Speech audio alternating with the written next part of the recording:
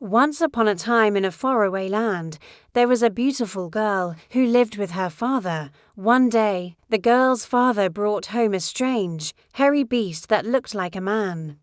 But it walked on all fours and had sharp claws and fangs.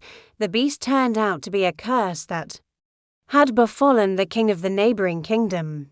And the king's only hope for a cure was to find someone who would love him despite his hideous appearance. As soon as the girl saw the beast, she fell in love with him. She didn't care that he was covered in hair or that he looked scary. She saw past his curse and into his heart. The girl asked her father if she could keep the beast, and her father agreed. Every day, the girl spent time with the beast, talking to him and playing with him.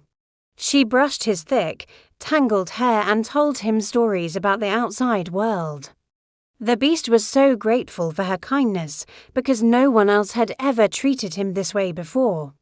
He had been shunned and rejected by everyone because of his looks, but the girl didn't mind.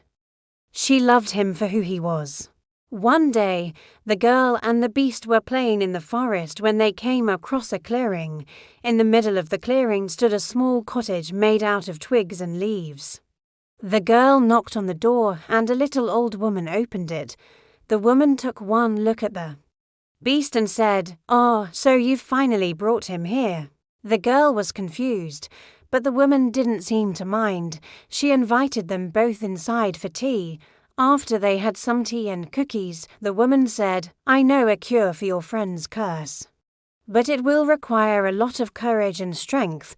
The girl was determined to help the beast, so she asked what she needed to do. The woman told her that she would need to find a magical flower that grew deep in the dark forest.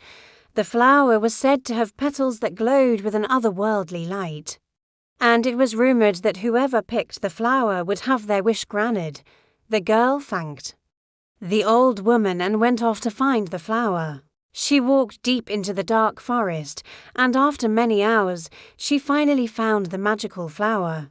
It was growing in a small patch of light in the middle of the dark trees. The flower's petals were glowing brightly, and as soon as the girl touched them, she felt a surge of energy. The girl picked the flower and ran as fast as she could to the cottage. When she got back to the cottage, the beast was pacing back and forth, and the old woman was waiting for her with a smile. The girl gave the old woman the flower, and she used its magic to break the beast's curse in a matter of seconds. The beast was transformed back into a human.